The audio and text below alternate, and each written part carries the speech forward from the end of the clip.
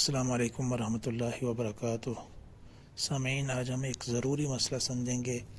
وہ یہ ہے کہ مسافر نے 2 رکعت پڑھنے کے بجائے اگر پوری نماز یعنی 4 فرض ہی پڑھ لیے تو کیا حکم ہے؟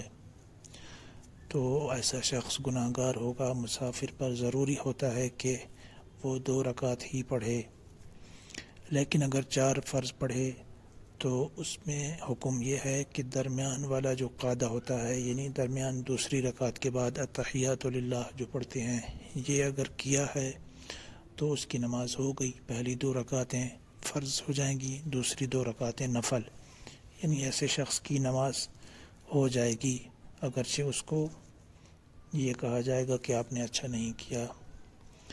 لیکن اگر درمیان میں قاعدہ اولیٰ نہیں کیا تو ایسے شخص کی نماز ہی نہیں ہوگی، کیونکہ مسافر کے حق میں قاعدہ اولیٰ فرض ہوتا ہے۔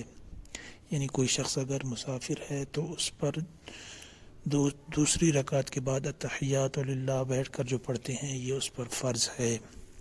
چونکہ اس نے وہ نہیں کیا، فرض چھوڑ دیا، اس لیے ایسی شخص کی نماز نہیں ہوگی۔